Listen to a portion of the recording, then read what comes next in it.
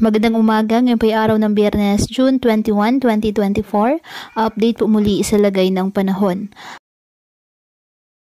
Ayon sa Pag-asa, southwest monsoon o habagat ang nakakaapekto sa southern Luzon, Visayas at Mindanao.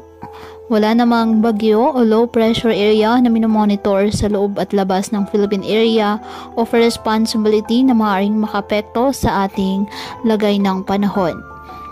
Ngunit nga sa kasalukuyan, patuloy pa rin po na nagpapaulan ang nasabing habagat, kasabay po ng mga localized thunderstorms sa maraming bahagi ng ating bansa.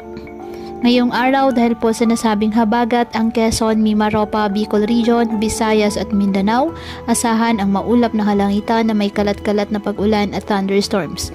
Ang Metro Manila, nalalabing bahagi ng Calabarzon, Zambales at Bataan, bahagyang maulap hanggang sa maulap na kalangitan with isolated rain showers or thunderstorms dahil pa rin po sa habagat. Ang nalalabing bahagi ng Luzon, bahagyang maulap hanggang sa maulap na kalangitan with isolated rain showers or thunderstorms dahil naman po sa mga localized thunderstorms. Kaya patuloy pa rin pa natin na pinag-iingat ang ating mga kababayan sa banta po ng mga posibilidad ng pagbaha at pag-uho ng lupa, lalo na kapag may malalakas na ulan. At ugaliin po na magdala palagi ng payong o kahit anong panangga sa ulan sa tuwing lalabas po ng ating mga tahanan. At yan po muna ang update sa lagay ng panahon ngayong araw. Muli patuloy po tayo na mag-ingat at palaging tandaan, God loves you. Stay safe and God bless.